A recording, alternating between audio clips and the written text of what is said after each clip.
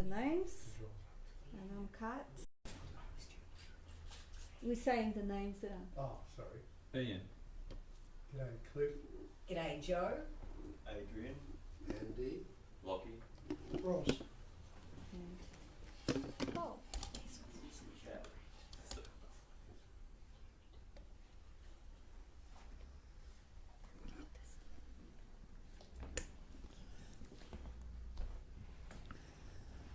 Well, morning to everyone. Morning. And I guess you all know what it's all about. It's the same old, what they call non-duality. And some of the scriptures,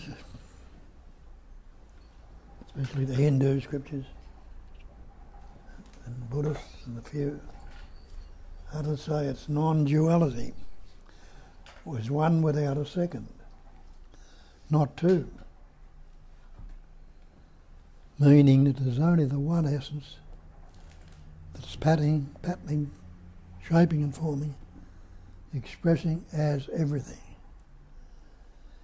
And you need it, each one of us here, and most of the human condition, except those that have looked into it and understood it, believe that there are the many.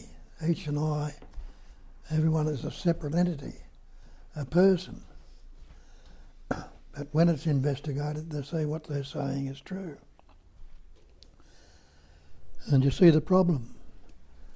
They're told about the people that have understood it and recognised it and realised the naturalness and effortlessness of it all. People think, well, I've got to become like that. And trying to become something and not recognising that basic statement that everything is that, only the one essence. Trying to become something when you are already that is impossibility. It's non-dual, not two. One without a second. There are different ways of describing it again.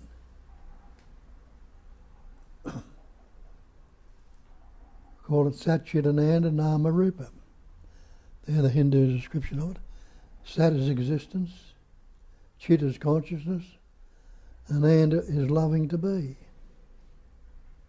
And are you existing right now? Well, there's nobody who's not existing here. Are you knowing that? Nobody who doesn't know that they're existing. And you love to be, you don't want to be dead. So you're loving to be. So you already are that. But the pattern, shape and form through which we're expressing through, Nama Rupa, body, mind, they'll tell you is illusion. It's only seemingly so. But we take it to be real because it's seemingly real. And they tell you that also, and they say it's a phenomenal manifestation. And the definition of phenomena is that which appears to be. But if it's one without a second, it's the one essence that's patterning, shaping, forming, appearing and expressing as that. It's only that. Satchitananda Nama Rupa. Being, knowing and loving to be.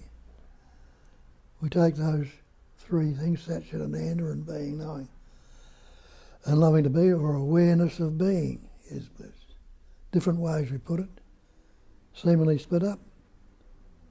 But take the being, knowing and loving to be.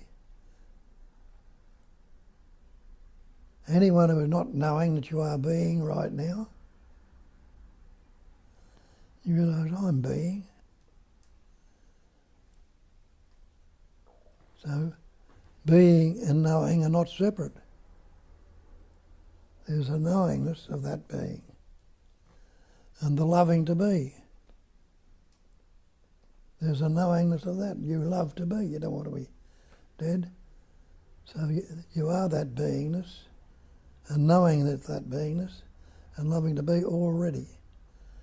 And that's what we don't recognise and don't believe, and don't, because we've taken on this believed in entity and functioned from that point of view for so long, and with that believed in entity, everything can happen to this believed in me, the separate entity. It's only me that can be angry or fearful or unhappy or depression or guilty. We've divided it up. But being is knowing, and knowing is being, and being is loving, if it's loving to be, and knowing is loving to be. It's all the one. So it's not hard to see. You get the simplicity of it, that in those statements we just made. Simple. Anyone who's not being, and you realise, no, I'm being. Anyone who's not conscious, yes, I'm conscious. And anyone who is unaware of that, no, I'm aware of being and knowing right now. So you are already that. But we've taken on this habit that I am Bob or Bill or Jane or Catherine or whatever name might be. People have given us the name, shape or form. We take ourselves to be that, which is a believed in separate entity. Other times we've got this idea there is such a thing as God, a higher power, a power greater than ourselves, that can give us all these things we haven't got, will do these things for us. But not realising. And we pray to this believed in God, not realising it's still that one life or one essence. And there is only life. And there's nobody who lives a life. So when we say no body, we believe we are these bodies. We take this body to be living. But the body is not the life. It's not the livingness. It is the thing which that life is expressing through. Just the same as the tree. The sap that's running through the tree is the life essence that's expressing through it. But it's not the tree itself. And it's not. So what all there is that awareness. Have a look at that. What could you be if it wasn't for awareness? Could you know anything at all if you weren't aware of it? So all these things that are appearing in and on that awareness are not it. They are appearances, patterns, shapes and forms, vibrations that are appearing on. But we take this body, mind and everything else to be separate. And so instead of being absolute, the totality, and they tell you that in the scriptures, it's absolute, it's non-dual, it's one without a second, not meaning not two, not one and other than one, but just that one absolute. Or in the Buddhists call it non-conceptual presence awareness, ever fresh presence awareness. That presence awareness, without the concepts, my presence, my awareness, without any concepts at all, but just the presence awareness, without without concepts on it all, so it's non-conceptual. And what's a concept? A word, a thought, an idea, an image, things we've learnt, concepts. We've learnt words. Have a look at that. How many words were you born with? And when you look at it, you weren't born with any words. That's why you can't remember your birth. You can't actually remember your birth. People say they remember their birth. But how could you if you didn't have any words? How could you say anything or remember anything? You couldn't. So you didn't pick up words till you were about 2.5. And every word you've ever spoken has been picked up or learned. And when you look into the word and investigate the word, you'll see the word's not the thing. It's just a label we put on. Take the word water, try and drink the word. Take the word fire, try and cook with it, burn yourself with it, heat yourself, warm yourself. You can't. So take this word I or me. What do we take that to be? We say, well, it's I am this body, I am this mind. But are you the body? When you investigate it, you'll see it's my body. It's my mind. Don't you also say it's my house, my car, my coat, my hat? And are you the hat? You know you're not the hat. Are you the coat? You know you're not the coat, or the car, or the house. You're not those things at all. But who's claiming them? So maybe you're not the body. Who's claiming the body? Who is this my or me that's claiming this body? And you realise my or me or I are just words, concepts. So when they're telling us it's non-conceptual, ever-fresh presence awareness, it's not the word. It's not the label. And if you ask yourself what is wrong with right now if I don't think about it, and just drop the thought for a while, don't pick it up as it comes up. What can you say without the words? You can't say anything at all, but have you disappeared without the word? Has that life essence stopped functioning or experiencing or expressing through that pattern without the word?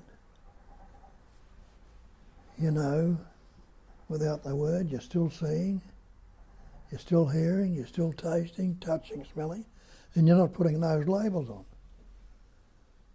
There's seeing, hearing, tasting, touching, smelling going on right now, which we label. So recognise that the word is not the thing. The word, the water, is not the thing. The word fire is not the fire. The word you or I or me is not what you are. But you are, and these are words, concepts, put on to describe the indescribable. The ever-fresh presence awareness, the pure intelligence energy that vibrates into pattern, shapes and forms, into words, the cognising emptiness. Emptiness that has the capacity of cognising. Cognising is pure, if you haven't got any words, it's pure being, pure knowing, and pure loving to be. So it's simple. You've always been that, and you haven't been this person. The Buddha told you that a couple of 1,000 years ago when he called it a cognising emptiness. Emptiness which has the capacity of cognising or knowing. Now have a look at yourself, that body-mind. Without any concepts, It's empty of any shape, form, because you can't find a centre to this pattern or a circumference to it at all. It's just a vibrating pattern of energy. And the Buddha made the statement that form is not, emptiness is form. It's that emptiness that's vibrating in the vibrating of energy that vibrates into patterns, shapes and forms. Just to say, you've got a fan on with two blades on it. Turn the power on, it spins around. It spins around at such a speed, it's seemingly solid, seemingly real, seemingly solid. A circle, but it's never been anything other than the single bladed propeller spinning around. Lots of other metaphors you can use to point it out. So it's the same with this body. It's vibrating and patterning, shaping and forming spontaneously, naturally and effortlessly. But it's still that life essence or energy that's vibrating it. Body gets something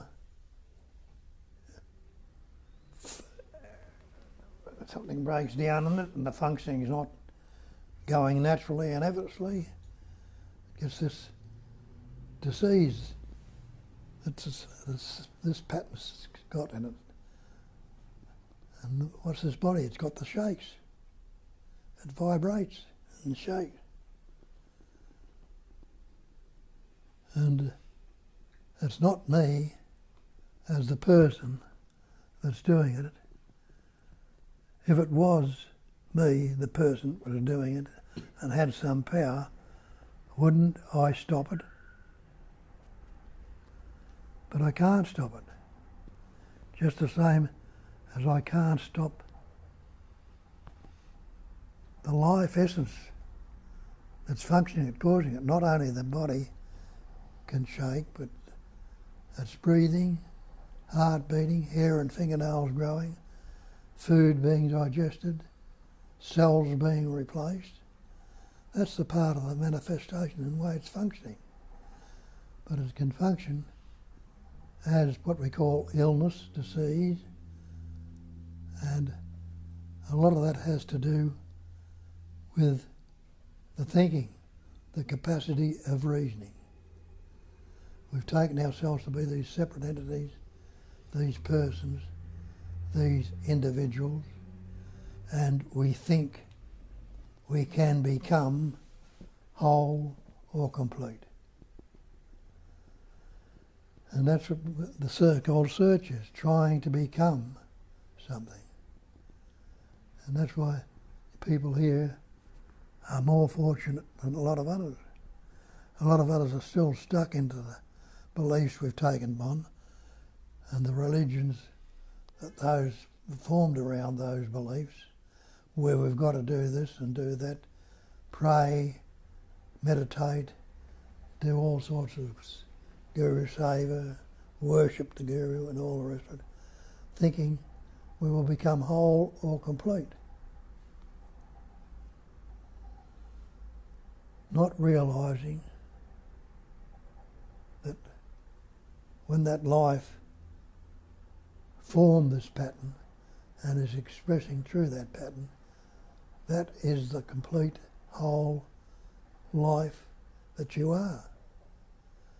But we've learnt words, been the habit of the pattern to learn words. And words, some words can be very useful. But because words vibrate in the opposite, they're also self-destructive. And see, those words, if that life wasn't expressing through the body, could they express as opposites or anything other? They couldn't. Without the word as in sleep. There's no word going on unless you dream. When you dream, pattern, shapes and forms come into appearance, and those pattern, shapes and forms are taken to be real. And you dream, as Nisargadatta says, you dream a dream you call the world. Because in that dream, you can be in the hills, the mountains, the river, shopping mall, anything, anywhere at all. Or even in your bedroom and asleep, where the dream takes place. When you wake up, all those things fall away. And you wake up to this waking dream. You don't realise this is a waking dream. The dream you had was asleep, comes upon you and disappears, and with it the content. The things you're doing and activities were taking place, they can be faint traces of them in the memory, but they don't last for very long. But in this dream, which you wake up to, it carries on from where it left off the night before. When I went to sleep last night, everything disappeared. And the dream came about, or it mightn't have come about, but I woke up in the morning. As soon as I woke up, where did I wake up? In the room, in the bed, and it continued on from where it left off the night before. And the mountains and the hills and the river, or whatever was there the night before, are there again in the morning, and it carries on from there. But it's constantly changing, constantly, transient, ever changing.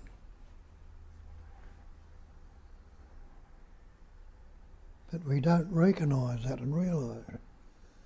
So we carry on with whatever memories we have and concepts, taking them to be real, instead of seeing everything as fresh and new, unaltered, unmodified, uncorrected, just as it is. Because when you wake up from the dream, you realise, you look into it, your body hadn't moved off the bed. None of these things that were in the dream are there. They all disappear. But they all appear now to this character that's seemingly woken up.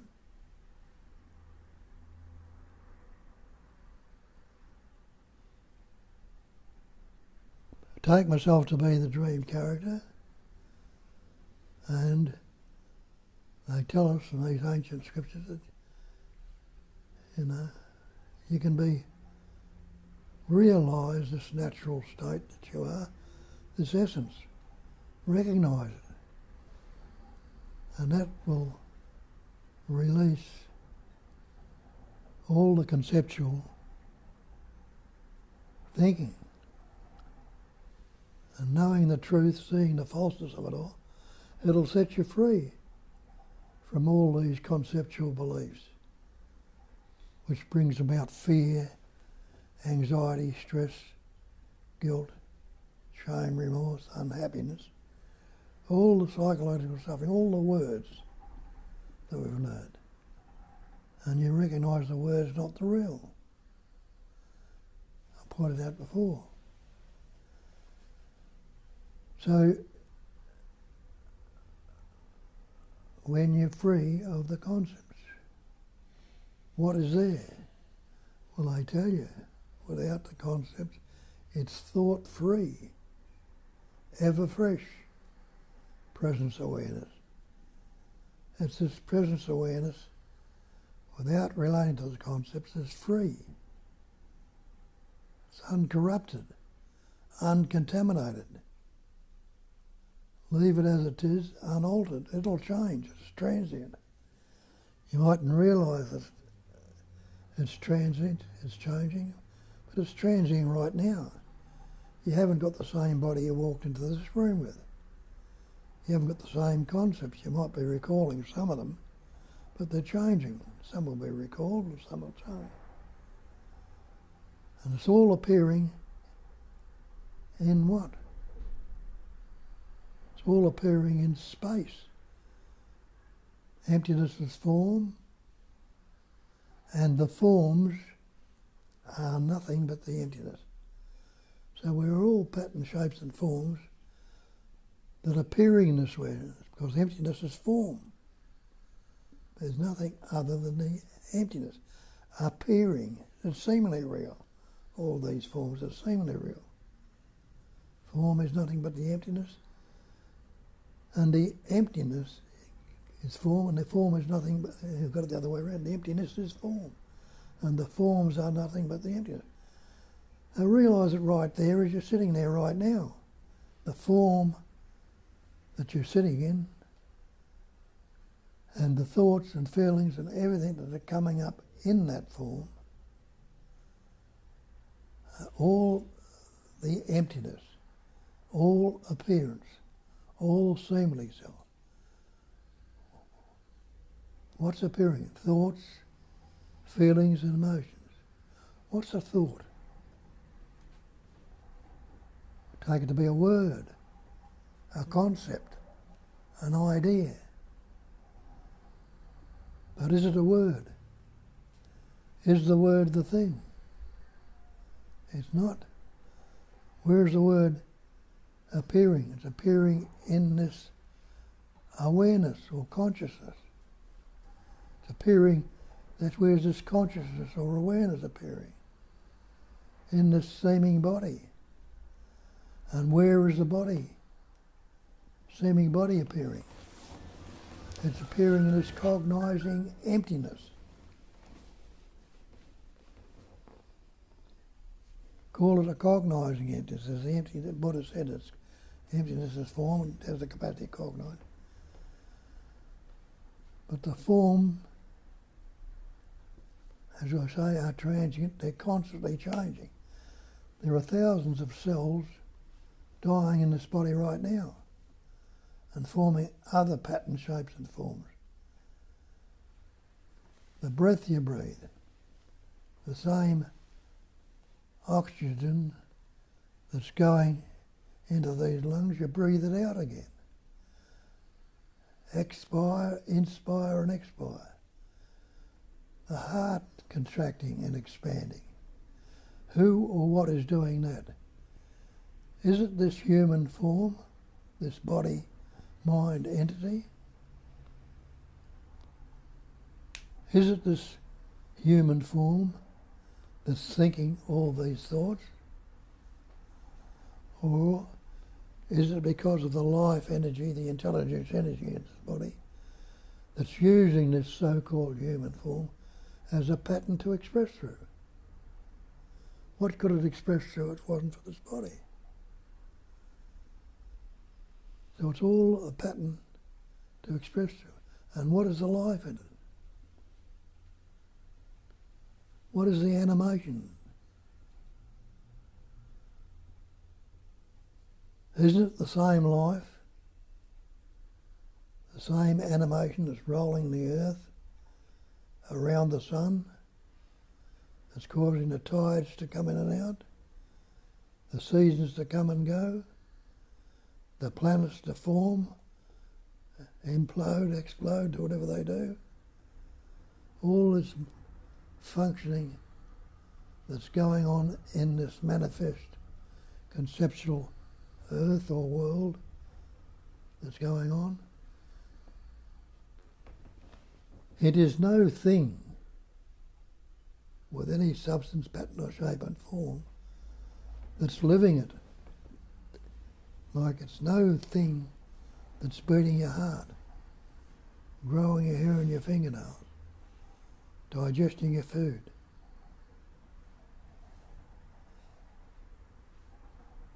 What's it all appear in? What are you and I in? Aren't we in the space that's in this room? Isn't the room itself in the space? And the things that are outside the room in space? Can you postulate or think of anything that to be outside of that space. Try and grasp the space if you can. I can't grasp anything. Try and look and see if you can find a centre to it. See if you can find a circumference to it. It's seeming the walls of this room might be seeming walls around space, but is the space enclosed in this room? It's the fusing those walls, expressing through them and everything. Is the space enclosed in this body? Put it under a microscope and see. Space is no thing. It hasn't got a pattern, shape or form. Pattern, shapes and form are expressions that are appearing on vibrations which vibrate at such a speed like the propeller or the thing that spins around, spins something is solid. The vibrations are so fast that they're seemingly solid and substantial. Vibrations to express it. Space is no thing, no shape, no form, but it vibrates and expresses as all these pattern shapes and forms and things.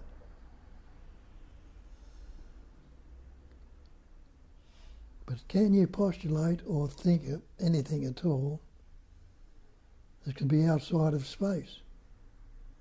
What would it be in? And you realise that all this manifestation are the contents of that space. Space has got no centre, no boundaries, no circumference. It's no thing. And all the if there's no thing, then there's nothing that can appear outside of it. All you and I are really are things, like the space itself. We are things appearing, seemingly. Space is no thing. Can something come from no thing? It can't. So if something cannot come from nothing, all these things, like you and me, what we really are is no thing. No pattern, no shape, no form, just the absolute, just the great perfection which they tell us. So you are already that, which some of the ancient texts that work it out will tell you. There is only that. That is all there is. And that's a word we know very well. Because you say, that's the chair, that's the carpet, that's the tree, that's the flower. You know that everything is already that. But we put different labels on it to discriminate it with the word. And when the one that they really point to, if that is all there is, I am that. And as I say, you know that. I am that because you say that is a chair, that's a carpet. You know that everything is already that. You're no different from everything else. I tell you in the Bible, in the beginning was the Word was with God, the Word was God. Now that's words, isn't it? God's a word. And everything in its manifestation has got labels or words on them. All things were made by him, by the Word. And isn't it the Word that we put on them, giving them some substance, identity, and concept and belief? All Word. There was nothing made that was made without the Word. So we learnt words. And the Word's not the thing, but we take it to be the thing. And so now we're bound into words, into language. And it tells you in Hensing Ming, the way is beyond words. Words, the way is beyond words. For there's no yesterday, no tomorrow, and no today. You are prior to the word. We don't recognise and realise it. But the thing is, it can be recognised and can be realised. We're trying to, and a lot of us get the idea and want it, and want to become that realised or liberated beyond all the suffering that's going on.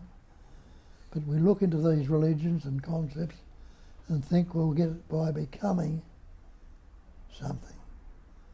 But to me,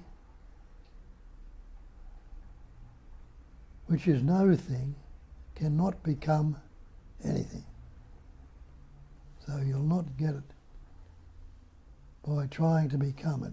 Becoming is not being, and you cannot negate your beingness right now. You are that being. So recognise that. So instead of trying to become something and conceptualising in your mind with all these thoughts, prayers, meditation and efforts and not getting anywhere, you might get a little bit of peace, a little bit, and you think you'll get it in the next meditation, it'll be a bit more. But again, it doesn't happen. As soon as the meditation is over, the words, thoughts start up again. But you have taste of it all through your life when there's been that seeing through everything and things have fallen into place.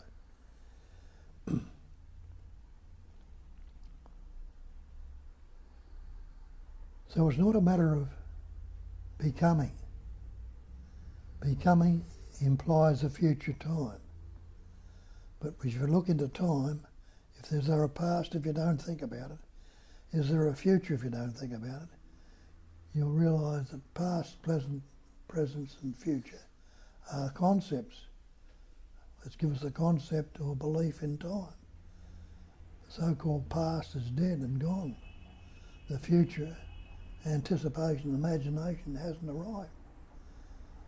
But to try and negate the presence right now. Try and stop your beingness. Try and tell me you are not being. So it's not a matter of becoming something. It's a matter of dropping, getting rid of the concepts, because as we pointed out earlier, the great perfection is non-conceptual awareness. And they say non-duality is non-conceptual, ever-fresh presence awareness. Absolutely non-conceptual, absolutely ever-fresh, not bound by anything. So it's discarding instead of carrying around the weight. We see we are this presence awareness, but then something comes up in the thinking and we take it on board and make stories of it. Words. Instead of going beyond the word, we make the word and believe in the word. And how many stories have we loaded ourselves down with? Creating all sorts of stories, ideas, images and concepts. And that's what weighs us down. We think we get through this thought, we'll work it out, we'll get rid of another one, and we'll become realised. We never do, because we never can. And they tell you that. What do they tell you? Detach. Detach from the words, the concepts, the story. Be with what is. Don't add to the story, because the story carries on and continues and becomes more story. But detach, let it go. Thought free, ever fresh, presence awareness. Don't forget that, thought free. Free of concepts, free of the thought. And it's only when you attach to the word that you can have the concepts in the word. That we think we will become, because the stories have a beginning, a middle and an end. And they're always becoming. Have a beginning and ending. But this presence awareness is not time-bound. It's spontaneous, ever fresh, and you are that. So away you go. Get into it.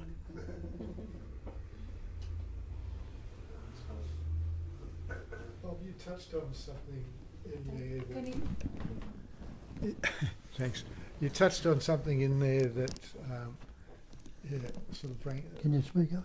You touched on something in there that made me think, and I've thought about this before, is, we are that, Satchit Ananda, and we wake into that dream every morning. We wake up and construct the self-image and the body, and that loving to be, can love that self-image and the body, but as we get older, things in that body start breaking down, and we start experiencing pain, or might have a cancer develop or something like that. And how can that loving to be reconcile with that? Because the mind, or at least my mind doesn't. You probably had experience with this too. Wants to reject it, stop the pain, see it as separate from the real, separate from that self, and go, well, I don't like this, I don't want it, and yet it's all encompassing. It is all the one. Yeah. Well, that's the conceptual image that thinks you can fix the pain. The pain is, or suffering is, all not well with the body, and I need to do something about it to fix it. So instead of letting life, which is living of itself, and what heals you anyway? You got a cut or a broken bone or a pain somewhere. Do the stitches heal it? They don't. They just bring it together, and the healing takes place.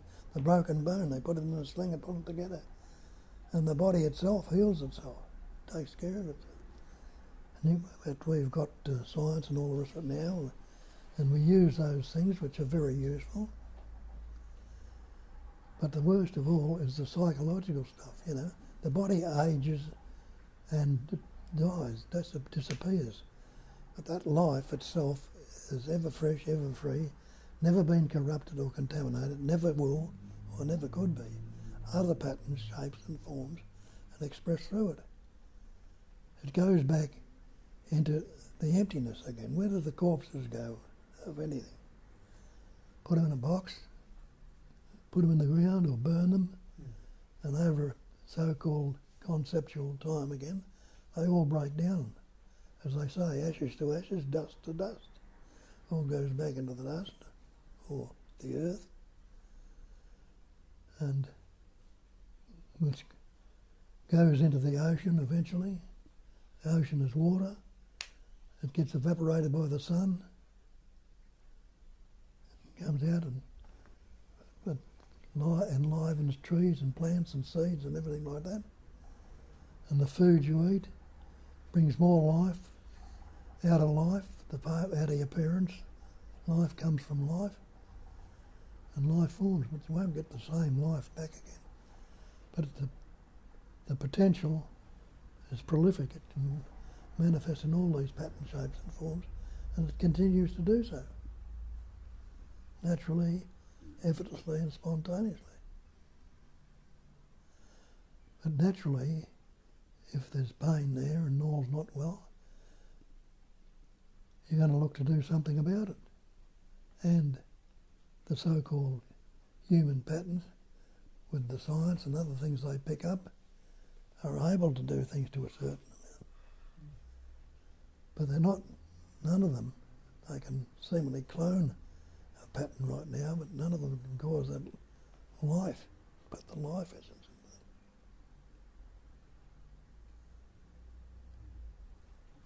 Yes,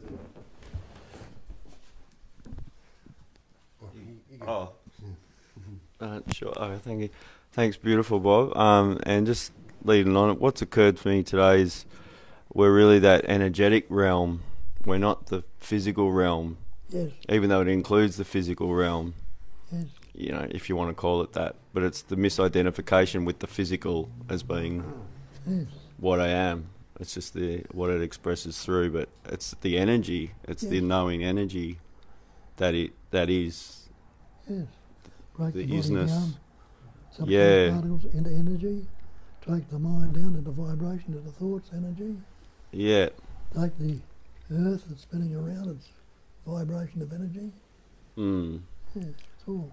And the thoughts, like thoughts appear out of the energy, but it's taking them to be my thoughts is the Yeah. problem. And yeah. They're still vibration. Mm. Thoughts, sounds are vibration. Yeah. Mm. Anyway, they're my thoughts. So. Yeah, great. That energy is life. Mm.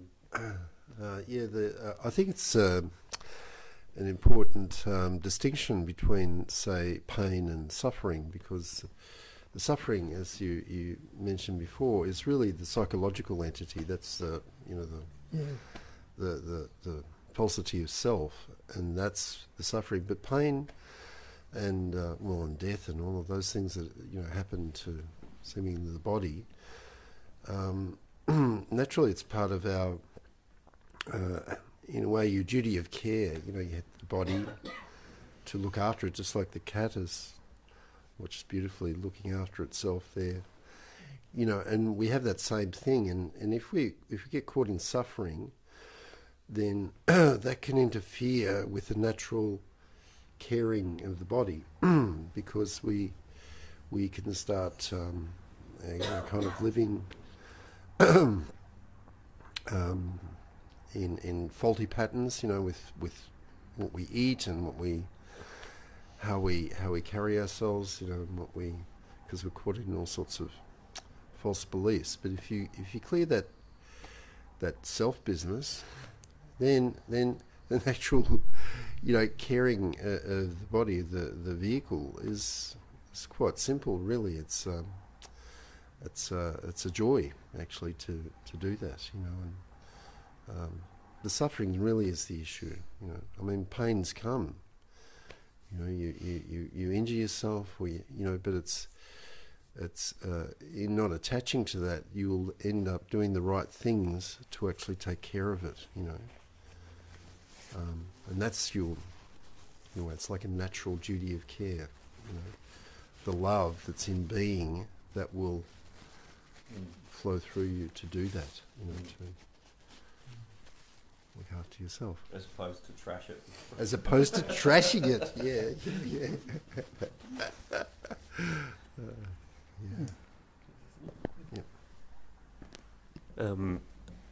What you were just talking about reminded me of maybe a week ago or so, 10 days, I was at an exercise class and I injured my elbow, and it was really sore. It was like throbbingly sore, and I was maybe 20 minutes from to home when I had to drive home, and I was maybe 5 minutes into the drive. I was like, this is just unbearably painful. I've still got, in my mind, I'm like, I've still got 15 minutes to get home, like if I can ice it or whatever. And then it just occurred to me to just notice it and step out of that story for a second. And all of a sudden there was this unbelievable shift where it went to the sensation was still there and I recognized it as pain, but I was no longer like dying to get home so I could kind of fix this pain and trying to get rid of it. And it was just like a moment, and I kind of dropped in and out of it for the rest of the drive home, of just seeing this physical pain which was there. And when I was just looking at it for what it was, it just kind of became a sensation that was pain, but I wasn't trying to avoid it. And this, it's kind of exactly what you said. The suffering dropped away. But then I think the challenge that I had was when I got home and the pain subsided, I was like, oh, now I've injured myself. I'm not going to be able to do anything for 2 weeks. And then it became a fact that I didn't like. And that I found much more difficult to step out of a fact rather than immediate pain, which is so tangible. I'm not sure. Maybe that's just a level a bit more difficult to try and step out of a story than I was able to for tangible pain or something. When you accepted it, it changed. Yeah, the suffering, exactly like Andy was saying, the suffering disappeared when I was just seeing it for what it was. But then that's somehow more challenging when it's not a pain, it's a a story that I dislike, which is I'm now injured and I can't do something for weeks. And was that true though, that you couldn't do something for weeks? Yeah, so I mean, I still can't go back to doing it because I've torn something in my shoulder. But I guess that's just trying to treat that in the same way of, okay, this is just the reality, and not being like, that's bad because like X. You could see it as a gift. Yes. In the sense that, for whatever reason, you have to stop. You have to, and that can be really a bonus in a different way. So you just naturally have to be more. Yes. Going deeper into being without the usual demands on your energy. Mm-hmm. You might take a financial hit, but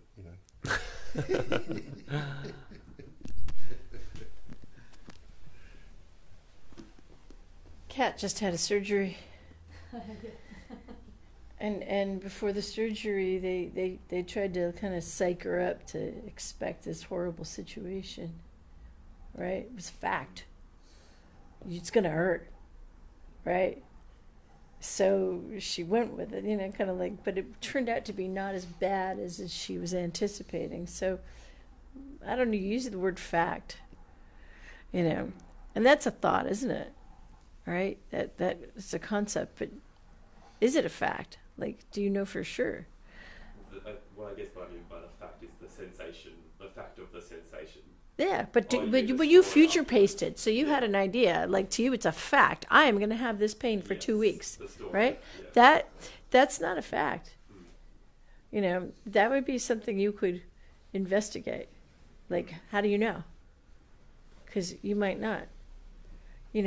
Well, all you know is what you have right now. So if you can remember, at least if something like that comes up again, that you can come back to just this. This is all you know.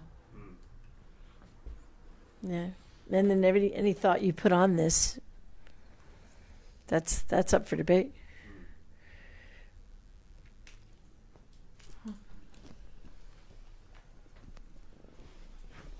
Just on another aspect, the energy question, I've noticed lately that whereas once the energy seemed unlimited to this being, as I'm getting older, there are definite seemingly limits that after 3 hours of physical work, the feeling is, or perhaps the identification is, I need a rest. But observing what's going on, I can see that the body just, like one of those batteries, the little battery man that sort of runs out of power. The legs don't move, they get slower and slower. I can agree with that.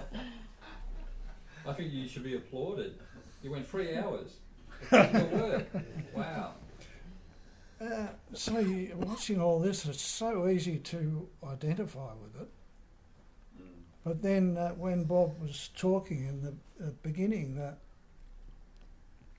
there's a letting go sort of naturally happening all the time, and then you suddenly find that there is a being, consciousness, bliss that's free. It's not attached to anything. And listening to Bob, it's like I am speaking over there. Yeah. And listening to other people, it's the same consciousness apparently over there or over there. So it's the freedom of just letting go of this apparent entity. Single entity, and then it's lovely. It's free and flowing, and there's no problems. That's beautiful, Ross. Freedom, peace, and joy. And the interesting thing is, I think the energy in the awareness or consciousness is always there, even if the body's or the mind and body is tired, or that awareness is always fresh and new anyway. And another thing I would like to relate to what you were saying, Cliff, right from the beginning. Actually, you paused the topic with the answer included. How do you reconcile aging of the body, getting weaker, the body getting sick, the body perhaps getting even terminal conditions, and the resistance that comes up attached to that condition, and loving to be. And the most obvious thing is that resistance is another way of the loving to be. I mean, if I didn't love to be, why would I even be bothered resisting the cancer or curing a wound? And the same happens if you look at the animals world. I have 3 siblings, and one of them lost a horse, her best friend, like a week ago. Another one lost a dog last night. So this is a lot of emotions to process. It is a really huge loss. And the things that they were relating as the passing was happening was how much this animal, one of them being very sick, another one being very old, loved to be. It wanted to be. The sisters, when they saw them coming, they would, even though the pain was strong, they would just rise, the eyes would lit, the love would shine. The expression of love, the loving to be. Animal doesn't have the concept, oh, I don't want to be here, I want to commit suicide. And if pain is there, of course, the pain is not something that is to be celebrated. Although, as Bob says, it is very useful. I have a friend who has her legs broken in probably about 60 places, because down from the waist she doesn't experience any pain. So by the age of 12 she had like 60 bits and pieces of metal in the legs, because she was having fun jumping down the stairs and showing all the other kids that she can do it with no pain. But the bones were shattered. How wonderful that the pain is there to tell us, don't stop my toe. If it has been operated on, if there was a surgery, don't, watch out. But of course, the emotional pain is a different story. Like Andrew was saying, it is the narrative. It is the arguing with the reality. What is here right now is no good. I have better idea than God. God created that pain to protect me, defend me, to assist the healing. But he is an idiot. I, the me, the imagined self, I know better. It shouldn't be here. Well, yeah, good luck with that. That's a really nice, easy way to make yourself miserable. But underneath all that narrative is still love to be. Is still love for the imagined self. If the self is identified with the body, and it desires pleasure and peace and health for the body, that desire is another face of love. Behind every resistance, and this was that great quote from Nisargadatta that I just very, very often find and bring back again. And I'm going to just find it one more time. Why not? It's a good quote. If it's easy. Yes, it is.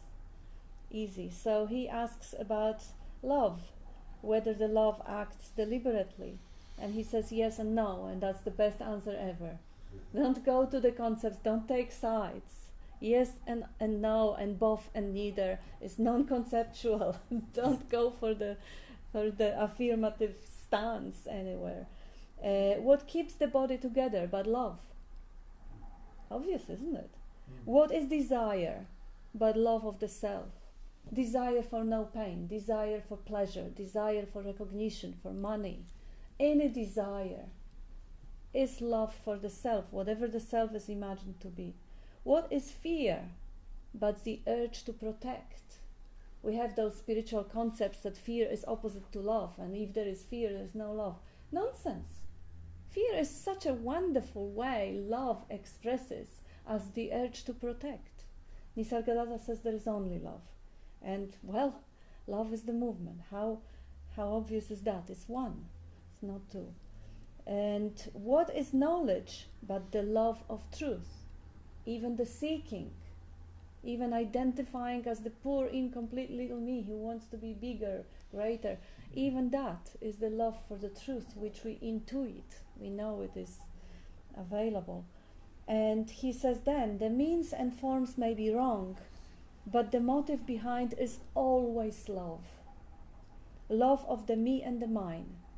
The me and the mine may be small, or may explode and embrace the universe. Where's that come from? But love remains from I and that. That's all that.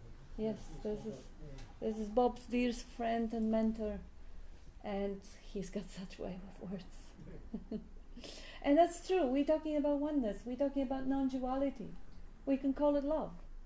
We can call it fear. I heard the concepts of bringing everything back to fear. You know, shame is fear, and guilt is fear, and love is fear, and yeah, well, fine, so long as there is just one. Bob says, quoting Nisargadatta again, dream is not your problem. Love it all or hate it all. Doesn't matter. Call it love, call it fear. So long like you don't differentiate. Because there is only one. And Nisargadatta says, one side of the coin is stillness, wisdom, or nothingness.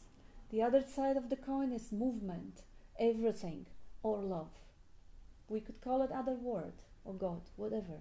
But it's the potentiality for the expression, which is Shiva, or the expression itself, which is Shakti, dancing, Maya, appearance, dream within the dream. This is a dream as we sit here and talk. But we can talk about something that is not happening here. That's the dream within the dream, the daydream.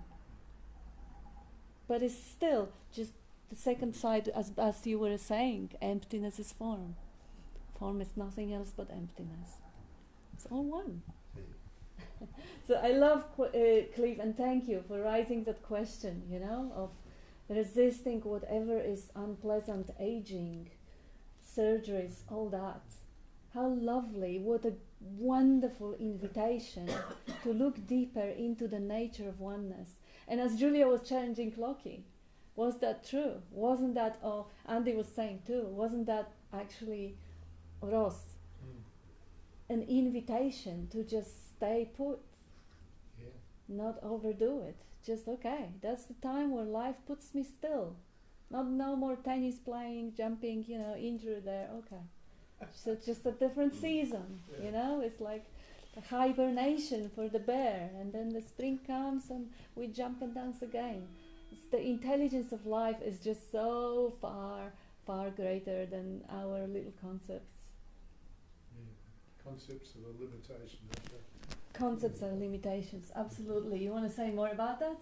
No, that's fine. It just made me think of a story too. That I think I read it. It's Eckhart Tolle, I think, was talking about how he had to go and visit a sick friend who was in hospital with a cancer in their leg, and they were dying of it, and he didn't know how he was going to approach it, and the person was full of self-pity and regret about it all, and after a while talking with him, said, "Can I have a look at the cancer?" And he pulled the sheets back and showed him this very big swollen leg, and Eckhart Tolle said, "So you think both those legs should be the same size?"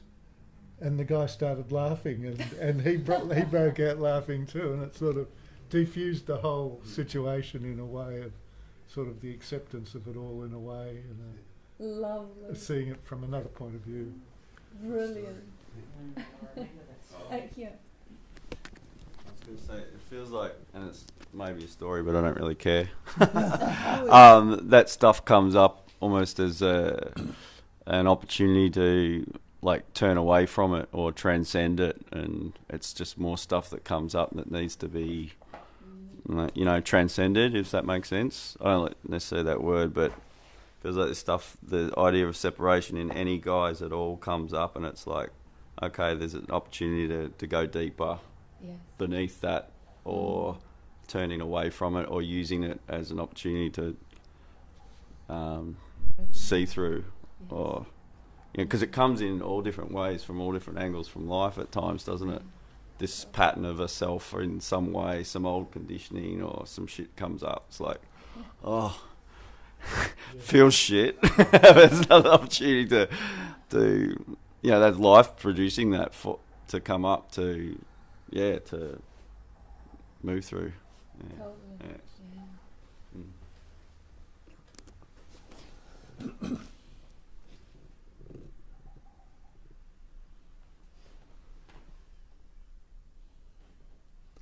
I want to say something.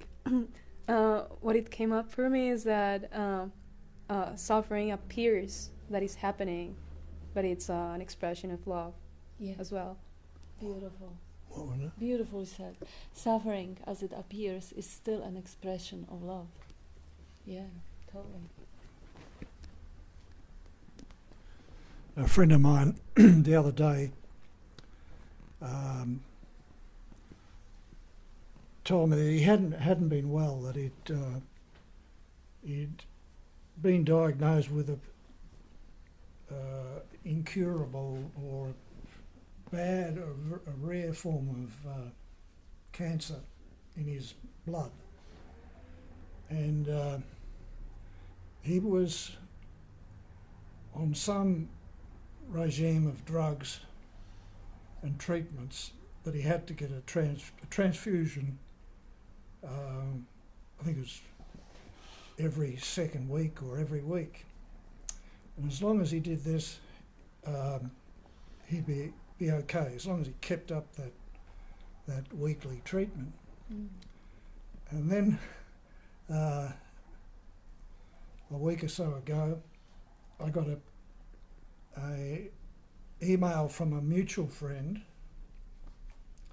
and he said that he'd been asked to write a eulogy for his friend Warwick, and he said the treatment had been found to have no effect. So he had till about Christmas time. So he'd asked this guy to write a eulogy for him. He'd finished up his responsibilities at the School of Philosophy, and he was just making preparations for this this event, which couldn't be avoided. And the latest thing was, I got an email from him, and he said that I've just had the first positive blood test for 4 months. Wow. And I feel great. Probably because I've stopped the chemo, and so I think I'll go back to the treatment on Monday. So Wow. it's sort of life just continuing to express, and Amazing. Never know.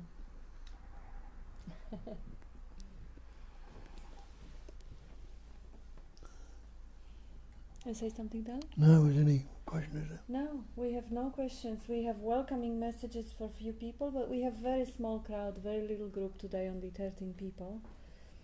And people who love you, and John David says, and happy to see you, that's Auntie, and hello everyone, and hi all, and that's it.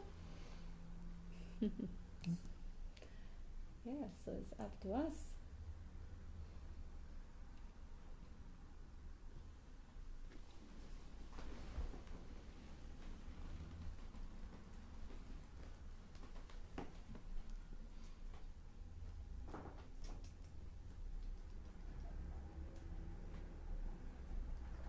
Cats made an entrance.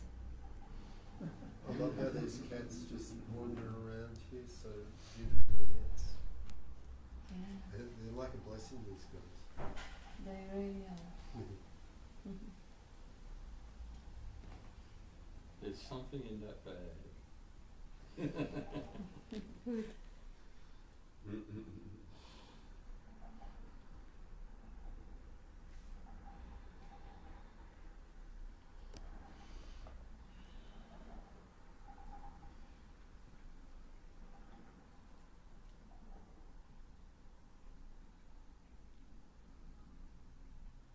I'm gonna get it. Yep.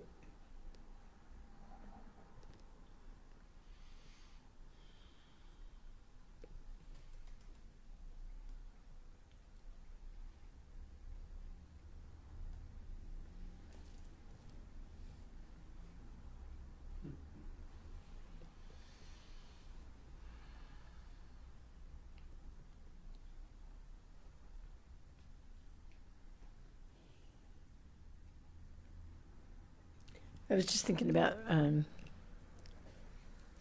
resistance, and resistance being suffering, and suffering is dis-ease. And maybe it's doing something. It's just, to me, this doing is not doing, it's letting go, but it is a helpful reminder sometimes just to put my hand here. Because there aren't a lot of thoughts, seemingly, that are happening in here. I think they're all up here. That's where I think they are. But if I come back to here, it helps to step out of or drop out of here and come back to here. I don't know. Beautiful. We have a comment from Jyoti, says that cats love Julia. The cats love you, Julia. Oh, Julia loves the kitties.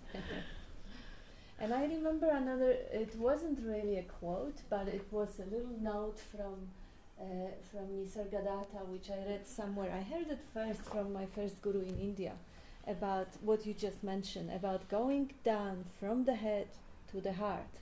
He was talking about 13 inches long tunnel that you dig out from here to here. And it is a metaphor, of course, it is a story, but isn't it beautiful? I read it later on in I Am That. My first guru was very inspired by, he didn't have a guru, but he was very inspired by teachings of Nisargadatta. And he elaborated and brought light into life back into them. That was one of it, the idea of really anchoring in your conceptual view, in your map of reality, the thinking with the intellectual activity, brain activity, the mind, so-called, which is kind of obvious, isn't it, for our culture and for probably every culture. We kind of associate the brain, the cerebral activity with the thinking, imagining. And now, dropping down those 13 inches to the heart is completely different electrical activity. It is more of the something that we instinctively or intuitionally relate to as a seed of the soul, as the core. Bob calls it the essence, the core of your being, not the physical heart, just the core. So this one, it has different intelligence. It's not different, it's all one, but it has some sort of a different kind of vibe to it. The feeling without labeling, conceptualizing, interpreting it, the kind of knowing more directly. Heart knows directly, kind of without going up there, having a story, interpreting the story, having a relation to a story, imagining a positioning of that story in the relation to imagined me, and then feeling it again as anger or love or humiliation or whatever. Heart is just so much more direct. And as Julia was saying, just, stay in the heart, put the hand on the heart, remind yourself that there is another way of knowing reality which is more direct than going up there and then trying to find the way back home. A round way. That's why I sometimes joke, if your partner is not a seeker, don't invite them to be a seeker. Don't invite them to study philosophy and look in the head, put concepts and labels. They may already be cognizing directly. And it's a harm, really, to someone who is not a seeker and is really happy to invite them to become a miserable, incomplete, deficient someone who needs to add and complete and understand and grasp and get something to awaken. That's really so unnecessary round trip rather than just that direct being. And we just had a sample, like the cats live in that state, and we had a sample when no one had nothing to say. Wasn't it sweet?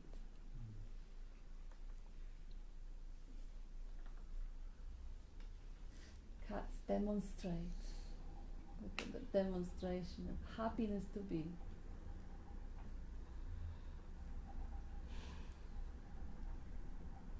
He's quite the role model. That's another thing Eckhart Tolle did, was he had a book, I think it's a children's book or whatever, but it's called Guardians of Being. And it's about cats and dogs. And so they're like, it's like they're a role model of being, you know. And I'm thinking of a meme I think I saw on Facebook somewhere, and it shows a dog sitting next to its owner. And the owner, you could see like little bubbles of thought, you know what I mean? So the bubbles got that the owner's like thinking about, my flight for tomorrow, and then there's my job, and what I'm going to eat later. And you could see all the little bubbles going on around the guy. There's like tons of them, little thoughts happening. And there's the dog sitting next to him. The dog has only got one bubble right over here. Me, owner, sky, you know. Yep. And I just thought, what a night. There's such beautiful role models. You know, and this one, I mean, cats, I think they strike me as more like people. but dogs, they're like role models of love to me. Even if everything is love, I do find that affection that they give without thinking. It's very, very, very sweet. He really likes that bag. Oh, now you want the string, huh? Oh, we're not doing that. It's interesting, all those thoughts and things, like you'd be sitting there thinking away about this and that, and you know what you want to happen and what you don't want to happen, and who might be thinking this and who mightn't be doing that or whatever, and build all those castles in the air. But in a moment you look at it and just think, well, that's a lot of nonsense, isn't it? It's created in the mind. I think a lot of people see that quite naturally, and then other people unfortunately just believe it all and live in that, you know, all the fear and desire and everything else that comes from it, and sort of motivates them and causes them grief. And other people see it naturally as a whole lot of nonsense, I think, you know. It felt like that a lot of that suffering was actually necessary in some way. It came from love, and it caused a change of some sort, or it caused a deeper looking and investigation, and a deeper humility and surrender, or you know, whatever words you want to use. Do you know what I mean? Like, all the suffering has been useful. It's been the dirt that you've had to grow through to come to the light, sort of thing. It feels like. I would agree with you. Yeah. Does he? Oh, that's good. It's a gift in shit-colored paper. Yes.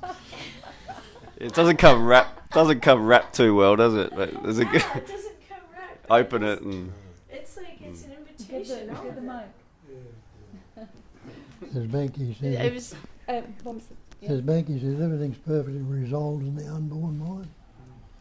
It resolves itself left as it is. I just want to share a bit about animals, and I want to share a little story about this beautiful dog, Bella, who's disappeared. We had Bella for 17 years or so, and she's gone AWOL, and we suspect she's gone off to die, because apparently she's got a bit of terrier in her, and apparently terriers do that, you know.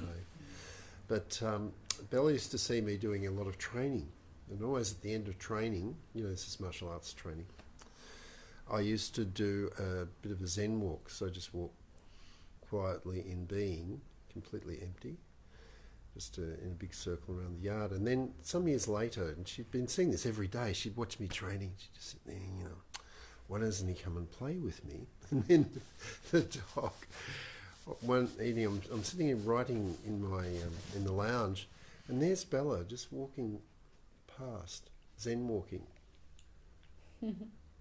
And to see a dog, like a little Chihuahua type of dog, who's kind of bouncing yappy, Zen walking past, and we float in on her, and she's completely empty. She's just walking in this, so beautiful. And when she'd do this in other people's company, they say, is there something wrong with your dog? She got arthritis or something? No, she's Zen walking. Why not? Why not? It's very beautiful. And it used to be like her signature, and they say, oh, can you get your dog to Zen? I say, no, she just does it whenever she wants to. It'll just happen. And then all of a sudden, she'll do it and just walk through a room like that. Yeah, beautiful. I might try that at home. Tribute to Bella.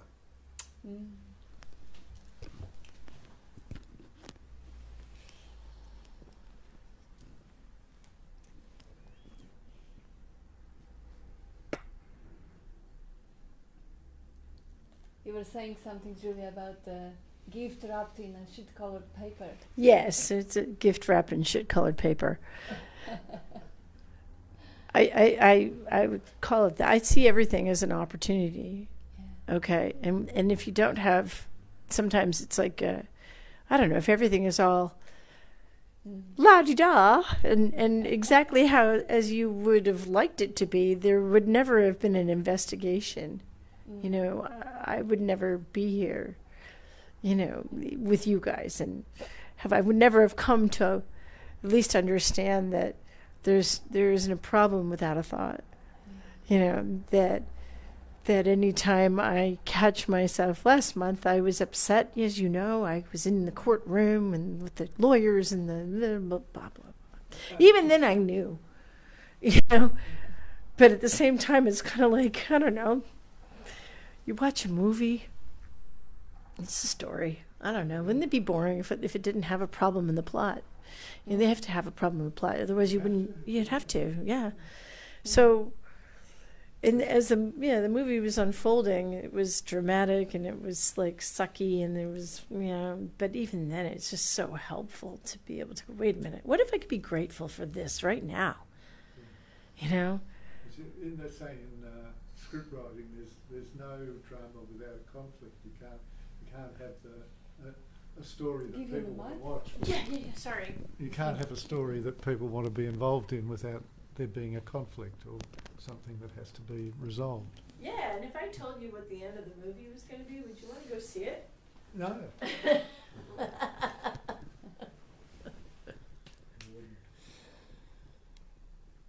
Yeah, so I think also being open to the mystery of not knowing, that of allowing not knowing, and letting that be as if I ever did know. You know, we think we know, don't we? You know, sometimes it's nice. I mean, that's the illusion of security, isn't it? Like when you think you know. Yeah. Yeah. Sorry about that. Just press the red one. He doesn't know we're still here. Sorry about that. No worries. Yeah, we're almost done. So it's almost the end of the meeting. I just comment on that one because surprise, surprise. Would you want to watch the movie if you know the end? We know the end. Yeah, we do. We do know the end. You're right. You got a point. Yeah, and also this is for me. This is a new pattern. I was just, oh my gosh, I was just so Julia, so adventure-seeking junkie, always wanting something new. I would not go and watch the movie the same if I could watch something else. I would not go to the same place if I could go somewhere else, meet someone else, do something else. Just the hunger for life, the hunger for experiencing. I don't think I necessarily need new adventures. I'm talking about my own experience and the new pattern. This is just a generalization, and if it offends you, I'm sorry. No, you didn't. Okay, good. So general pattern was just that hunger for life and hunger for experiencing and curiosity about different experiences and on different levels, different senses. Now, as I know that there is no such thing as boredom or no experiencing, as I know that experiencing can be very intense or very blunt, but equally lovable, even if it is not as up and down, high and low. I actually appreciate, and we both do, rewatching a movie, not only which we know the end, as in this movie. But even if we fairly well remember the plot in the movie and just see a little nuances in the movie, just the same way, you know, you watch something first time, you see the main plot. The attention is so limited in a way of noticing details, of noticing different perspective. In every different mood you see different things. As you say, Julia, you could interpret every situation in many different ways as an opportunity to grow, to be grateful to this, or you may not interpret it at all and just see the miracle of unfolding. And there is never really a thing called boredom. It's just the inattention or the subtle expectations for things to be different. So the lovely adventure that the life is doesn't have to be sought for. It's enough if you just, you know, find yourself happy in that still moment, and it dances in front of you, it dances around you. You are the observing ing of that magnificent dance, even if the dance gets dark. You know, as Cliff was saying, yes, there is no story without the drama, there is no day without night, there is no pleasure without pain, there is no health without sickness. There isn't. I remember as a kid that until I got sick, I didn't really understand the concept of health. It is just the expression by its nature has to be dualistic, otherwise there is no expression. And there really is no expression, is it? It's just a dream. It's just the appearance. And that's the beauty of it, because even though nothing has ever happened, that stands right before your eyes, to be loved and appreciated, if including what I was telling to my sister last night and this morning, that's the night for her, that sadness, joy, sadness and grief for that lost life of a dog who was old but was her best friend for so many years, and she says she can't let it go. How wonderful! How wonderful you can't let it go and forget it straight away. How wonderful that you can feel that heartbreak, which is really an outcome of a beautiful, loving connection with that incredible life story of that dog going alongside you and sharing the dream. Why would you want to just wipe it off your memory? Of course you wouldn't. You want to feel the heartbreak. You want to cry, you want to feel the deep love and appreciation expressing as tears, because if the love wasn't there, there wouldn't be any tears. And just great that they are. And she got it, totally, because that's also her kind of constitution, to be a dark emotion junkie sort of a personality. So there is a beauty and appreciation and love, even in grief, even in sickness. Some people love sad films, don't they? Oh, definitely. That's what they want to go and see. Yes. Not me, but that's what they love. Tomorrow, we meet again on Zoom. Yes. Just might let it throw in that little thank you. Yes, thank reminder. You can remind everyone there's not that many people with us today, that we have Zoom meetings 3 times a week, Sunday night or Sunday afternoon for America, Monday morning for Australia tomorrow, and every Tuesday and Thursday morning for Europe and UK, and evening for Australia. So you're welcome to tune in, join, and pop an email if you would like to schedule one-on-one session and connect. Thank you. I want to get it. Thanks, Paul. Thank you. Thank you. Thank you. Everyone. Thanks, Paul. Oh, and Friday night, if y'all are not busy, I'm having a party.